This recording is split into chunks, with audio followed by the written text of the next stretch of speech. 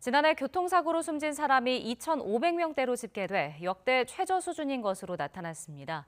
전문가들은 조금씩 수치가 나아지는 것은 사실이지만 여전히 국제적으로는 하위권 수준이라고 지적합니다. 보도에 윤웅성 기자입니다. 1990년대에는 매년 평균 10,000명 안팎이 교통사고로 숨졌습니다. 운전자와 보행자 모두 교통법규 준수의식이 부족했고 속도 제한이나 우회전 단속 등 각종 제도도 미비했기 때문입니다. 꾸준히 줄었던 교통사고 사망자 수는 지난 2013년에야 5,000명대로 줄어 1990년대의 절반이 됐습니다. 지난해엔 역대 최저치인 2,500명대로 10년 전에 또 절반 수준으로 감소한 것으로 나타났습니다. 우리나라 한 해 최다 사망자 수를 기록한 게 1991년인데 그때 비교했을 때 81.0%가 감소를 했고 OECD 국가 중에서 8개국밖에 없습니다.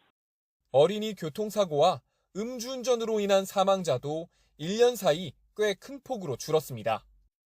특히 2018년부터 꾸준히 증가한 전동 킥보드 등 개인형 이동수단 사망자도 처음으로 감소하는 등 대부분 지표가 나아지고 있습니다.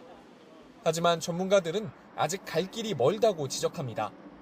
선진국들과 비교하면 여전히 각종 교통사고 지표가 하위권이기 때문입니다. 지난 2021년 기준 교통사고로 인한 보행자 사망자는 1,000명을 넘어 OECD 가입국 가운데 뒤에서 4번째를 차지하기도 했습니다.